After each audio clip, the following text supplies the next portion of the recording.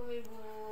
Waalaikumsalam, Bu Menarni. Iya, ini terima kasih Bu atas waktunya sudah memberikan kesempatannya. Kemarin kan janji untuk bisa mewawancarai Ibu seperti itu. Jadi minta waktunya ya Bu sebentar. Sama-sama, Bu. Iya.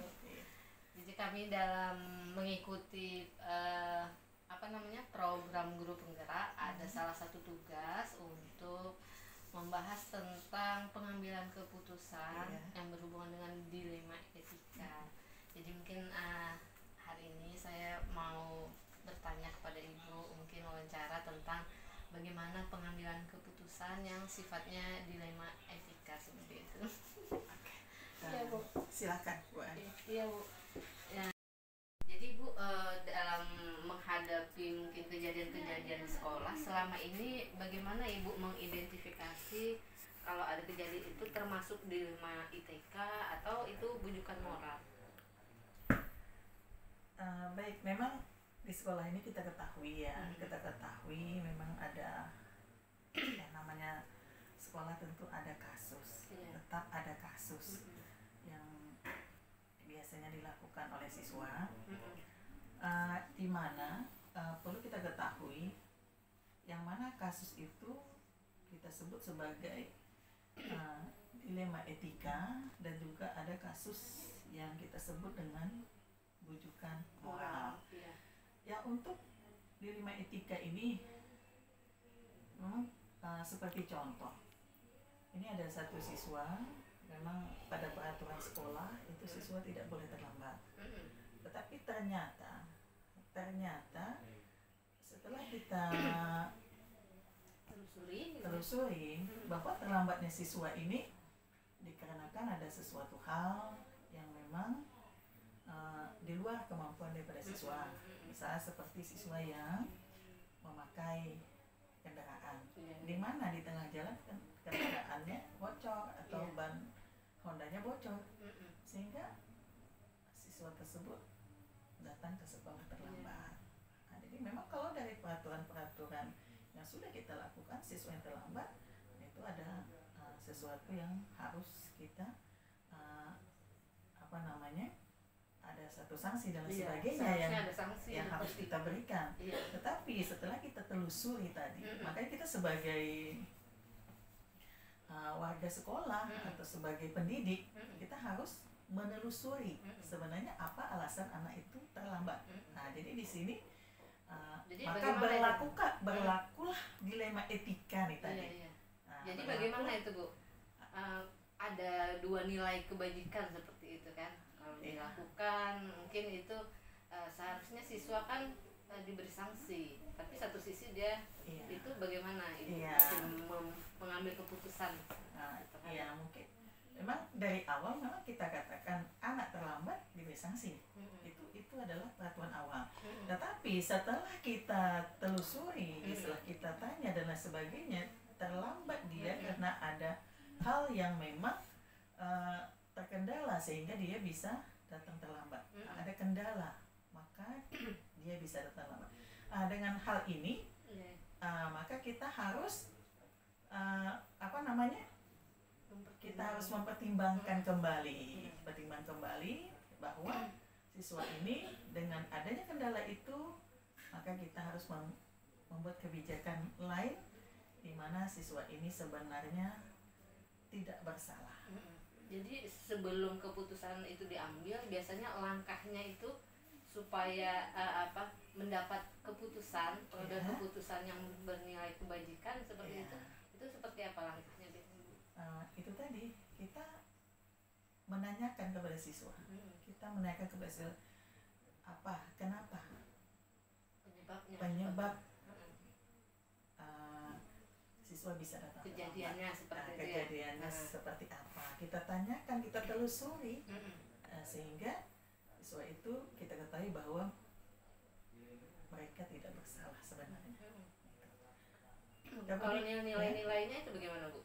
Mungkin apa yang dipertimbangkan mungkin sebelum keputusan itu diambil, nilai apa ini yang bertentangan atau dari kejadian itu gitu? yang bertentangan tadi ya, yang jelas siswa tadi terlambat, itu yang bertentangan. Yang mana sebenarnya dia tidak boleh masuk kelas, itu. Tetapi setelah kita pelajari, kita telusuri, di mana sebenarnya kenapa dia terlambat itu ada alasannya, sehingga kita bisa menerima. Berarti identifikasi alasan juga ya, informasinya dikumpulkan, seperti itu, diidentifikasi dulu, nilainya juga dipertimbangkan lah. Jadi ada identifikasi, setelah diidentifikasi baru dipertimbangkan. Kemudian kalau sudah seperti itu biasanya Bu, mungkin mana yang paling efektif yang menurut Ibu lah seperti itu dalam pengambilan keputusan ini, bagaimana caranya supaya efektif lah seperti itu? Apakah melibatkan siapa seperti itu? Apa yang dilakukan, komunikasinya dengan siapa biasanya kalau di sekolah? Sebenarnya di sekolah ini kan ada awalnya itu kita kan punya petugas piket ya, petugas piket di sekolah. Jadi petugas piket dahulu yang mencari solusinya atau gimana, mempertanyakannya terlebih dahulu, mengumpulkan informasi terlebih dahulu. Kemudian setelah mengetahui bahwa siswa ini sebenarnya tidak salah gitu. Walaupun prinsip aturannya sebenarnya ada, tapi setelah kita ketahui bahwa kesalahan itu bukan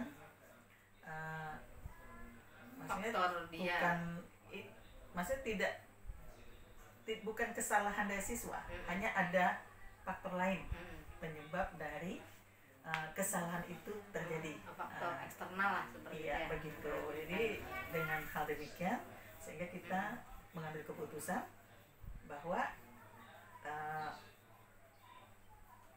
kita harus membuat keputusan siswa itu bisa masuk kondisinya sekolah dengan kondisi yang seperti itu. Tapi kan ini biasanya kalau dilakukan pasti ada tantangan kan ya Bu ya. Tentu misalnya ini peraturan kita udah seperti ini, kok tiba-tiba yang ini nggak seperti itu. Tantangannya apa itu Bu? Iya, betul. Makanya kita itu dalam membuat satu program, itu memang harus detail, memang harus lengkap, harus detail, harus lengkap. Tapi memang banyak kelemahan pada kita membuat peraturan itu hanya umum gitu ya. Secara umum. Berarti seharusnya ada catatan kondisi tertentu apa, dan begitu. Itu dibuat tertulis atau hanya seharusnya seperti itu, tapi karena biasanya kita hanya membuatnya hanya dasarnya tadi, nah jadi makanya kadang masalah ini sering maksudnya tertulisnya seperti ini, kok ini jadi seperti ini, kok bisa seperti ini jadinya. Nah, maka dari itu, itulah tadi sebagai kepala sekolah kita harus mengambil keputusan yang mana yang jelas keputusan itu boleh dikatakan jangan siswa gitu, maksudnya jangan merugikan siswa. Nah kalau seperti itu kan ada apanya Bu ya, kondisi-kondisi tertentu. Nah kalau dalam hal mungkin jadwal, apakah mungkin Ibu selama ini punya jadwal tertentu atau tempat tertentu kapan keputusan ini harus dilakukan seperti itu? Punya Ibu jadwalnya atau bagaimana? Sebenarnya kita punya jadwal ya, jadwal itu ya seperti biasa kan, kita ada jadwal untuk rapat tentang sesuatu hal, ada jadwal. Nah, cuma jadwal itu kan tidak bisa jadwal itu maksudnya tidak bisa kita gunakan tetap tidak bisa kita gunakan tetap, karena memang ada kegiatan lain yang harus dilakukan selain jadwal kegiatan tersebut, gitu ya. Nanti ada kondisi tertentu yang tidak terjadwal seperti itu ya, tidak semuanya. Sama dengan kasus-kasus tadi, namanya kasus itu kan tidak terjadwal. Iya, misalnya ini munculnya hari Senin, apakah jadwalnya harus menyelesaikannya ada belum nih jadwalnya? Ini betul. Iya, jadi yang namanya kasus itu harus kita kita selesaikan tidak sesuai dengan jadwal. Yang namanya kasus kita selesaikan kalau bisa dalam waktu terjadinya kasus tersebut secepat mungkin. Secepat mungkin. Ya, secepat mungkin. Ya. Nah, kira-kira ini Ibu, faktor apa mungkin yang mempermudah Ibu atau membantu Ibu mengambil keputusan yang tepat dalam ini menghadapi kasus dilema etika ini, Bu? Sebenarnya kita sebagai kepala sekolah kan tidak bisa berbuat sendiri. Kita harus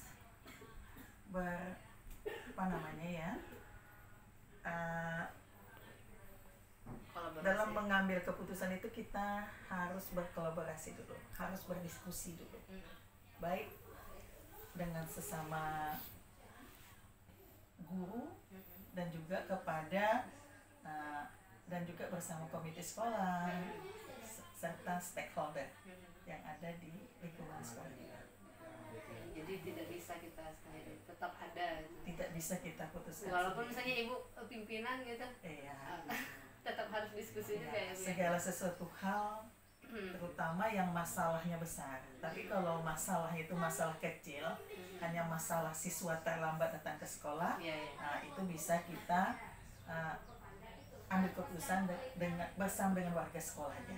Tetapi kalau masalah itu masalah besar, misalnya ada perkelahian antara siswa kita dengan orang lain, misal gitu ya. Jadi kita memang harus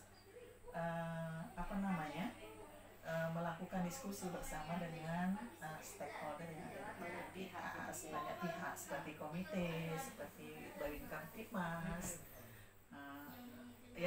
dan lainnya. Nah, mungkin yang terakhir nih Bu, kira-kira apa yang Ibu bisa berikan sebagai pembelajaran lah sebagai kami dalam hal pengambilan keputusan ini? Yang jelas begini, dalam mengambil keputusan itu tadi tidak saya sampaikan bahwa kita itu harus saling berkomunikasi dulu, berkolaborasi, berkomunikasi dengan pihak lain, jangan memutuskan sendiri gitu. Jadi itu kalau dari Ibu itu saja, jangan memutuskan sesuatu sendiri. Jadi harus saling berkomunikasi sesama yang ada kepentingan dengan sekolah.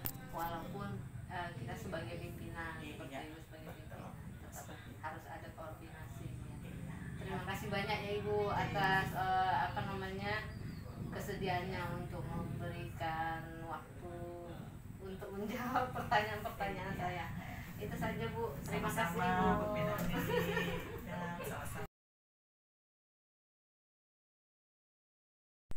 Assalamualaikum Umi. Salam. Terima kasih ya Mi sudah bersedia meluangkan waktunya hari ini. Sama-sama.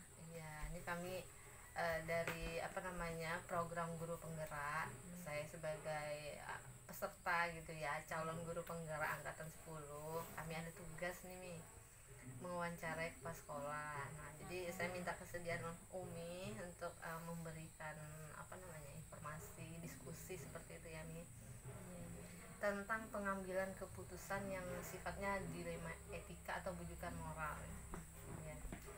Mungkin di tempat Umi pernah seperti itu, ada sesuatu kasus yang sifatnya dilema etika atau bujukan moral. Biasanya bagaimana itu Umi mengidentifikasi? Kalau di sekolah itu karena ini TK, jadi lebih kepada dua peran, antara peran anak, kita menyesuaikan peran anaknya dan juga peran orang tua. Selama ini kalau ke anak itu dunianya cuma main, nah, tapi nanti kalau tiba ke orang tua, ada tuntutan dari orang tua bahwasanya seperti harus diajarkan paradigma yang TK itu ada calisthenics-nya Oh gitu. ya. Paradigma seperti itu. Sebenarnya kalau sekarang ini kan kalau PAUD tidak dibenarkan, tidak dibenarkan ada calisthenics. Kemudian itu pula ketika SD, anak-anak sudah dihadapkan dengan yang namanya membaca, menulis dan juga berhitung. Jadi benar menurut orang tua itu kan di TK itu siap-siapnya ya, gitu. harus diajarkan stimulasinya ada gitu. Sedangkan kebijakan dari dinasnya tidak ada yang seperti itu. Untuk anak-anak TK gitu ya, anak-anak TK prasekolah dasar itu mereka tidak boleh diajarkan calistung. Berarti ada konsep di sini benar dan benar gitu ya. Nah jadi selama ini kalau untuk pengambilan keputusan itu bagaimana nih? Kan benar-benar nih calistung. Kalau ngambil keputusan itu kan pertama dulu juga karena kami baru TK-nya ya bingung juga menyelaraskan ini bagaimana ini yang dari dinas acuannya seperti ini, tuntutan dari masyarakat juga begini gitu. Alhamdulillahnya kami setiap 2 bulan sekali itu ada pertemuan IGRA, di mana di situ semua guru itu dari masing-masing TK atau RA itu berkumpul. Di situ karena saya baru, saya bertanya bagaimana menyelesaikan masalah yang itu tadi kan. Jadi kita mendiskusikan langkah-langkahnya bersama kepala sekolah juga di situ. Langkah baiknya juga ada masukan-masukan dari guru-gurunya. Nah setelah saya dapat informasi itu, kita cross check lagi ke dinasnya bagaimana kira-kira kalau ini diajarkan, kalau ini tidak sangat menyimpang kan nggak apa-apa kan kita ajarkan. Dan nanti baru kita ke gurunya begini caranya, kita sama-sama mengajarkan calistung tapi tidak berbentuk calistung. Gitu. Berarti itu langkah belajarnya sambil main ya? gitu. Iya. Begitu langkahnya ya dari ada pertemuan ya. Itu di tingkat kabupaten ya. Sampai kalau di sekolahnya itu bagaimana nih? Mungkin apakah ada diskusi dengan guru atau bagaimana? Ada dengan gurunya. Tentu kan kita yang namanya ngajarkan anak-anak nih dari gurunya juga kan. Kalau gurunya tidak paham nanti gurunya mau ngajar, nah ini itu kan kena kita nanti sistem prabaca atau calisthengnya gitu. Jadi kita sampaikan ke guru-guru, kita memang mengajarkan calistung tapi dengan cara bermain. Bermain misalnya dengan benda atau dengan permainan peta umpet misalnya, yang anak itu tidak merasa bahwasanya itu sedang diajarkan calistung begitu. Berarti sebenarnya bermain sambil belajar. Atau belajar sambil bermain juga bisa. Gitu ya. Nah kalau yang tadi dilakukan itu kira-kira mana sih Mi yang efektif seperti itu? Langkah yang efektif, paling efektif nih untuk mengambil keputusan yang seperti itu, dilema kan? Efektifnya tuh bagaimana ya? Apakah mungkin tadi kan ada yang tingkat kabupaten, ada yang berbagai lini gitu. Yang paling efektif itu menurut Umi itu bagaimana? Dengan gurunya kita ngambil keputusan, karena guru-guru ini tahu lingkungan kita itu bagaimana. Kalau dari perkumpulan guru-guru yang sekabupaten tadi kan dia masing-masing kawasan punya masing-masing adat kebiasaan kan. Kalau kita sama guru-guru lebih mudah menyampaikan, lebih mudah mencari solusi, karena kita sama-sama tahu kan bagaimana anak, bagaimana respon anak, bagaimana respon orang tua itu. Jadi lebih efektif. Berarti ke gurunya langsung gitu kerjasama. Nah kalau dari segi tantangan nih, dari pengambilan keputusan ini ada dilema itu, tantangannya apa? Tantangannya itu ya apakah dari kalau sudah diterapkan ini ada perbedaan pendapat mungkin? Ada perbedaan bagaimana? Tetap saja orang tua masih memandang karena itu lebih kepada permainan. Kita kan tidak memungkiri yang namanya dunia anak itu dunia bermain. Ini kenapa Umi kok cuman main-main? Kita jelaskan itu ke orang tuanya. Ini memang bermain Bu, tapi kita selipkan di sini nanti dengan sendirinya anak akan mengenal huruf, anak akan mengenal angka gitu. Jadi Bu jangan khawatir, kita memang bermain, cuman anak tetap diajarkan untuk stimulasi ke SD-nya gitu. iya. Nah, apalagi sekarang kan lagi digalakkan itu program transisi PAUD ke SD yang menyenangkan dalam rangka diselaraskan gitu ya ya. selaraskan. Nah, maksudnya SD itu jangan langsung belajar itu jangan gitu, tapi tetap ada di permainan seperti di PAUD. Berarti ini dengan adanya diskusi dengan orang tua, ya. Informasi yang jelas, itu jadi bisa menyamakan tujuan ya, seperti menyamakan itu ya. tujuan ya. Jadi kalau tujuan kita sama kan lebih mudah kita untuk menjadikan anak nih tadi sesuai dengan kehendak kita gitu kan, tapi tetap pada prosedur yang telah diberikan oleh dinas gitu.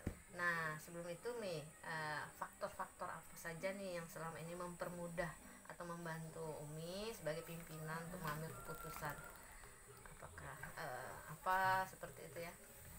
Faktor-faktor yang mempermudah mengambil keputusan itu? Iya, apakah sendiri mungkin? Apakah biasanya harus ada diskusi atau bagaimana? Iya, kalau di sekolah itu saya yang utama itu bukan keputusan saya tapi keputusan bersama. Jadi tetap mana pendapat diskusikan dengan guru, pendapat mana yang paling efektif untuk kita sampaikan baik ke orang tuanya atau ke anaknya, nah itulah yang kita ambil.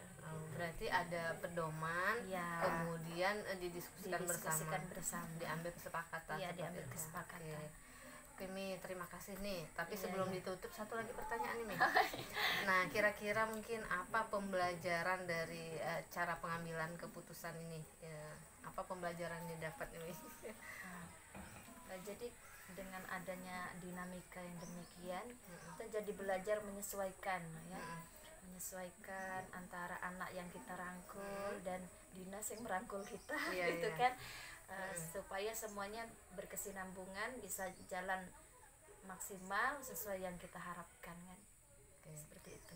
Ada kolaborasi kolaborasi, keselarasan semuanya gitu ya. Iya. Oke, terima kasih banyak ya, Mi. Iya, sama-sama. Terima kasih juga. Assalamualaikum. Salam.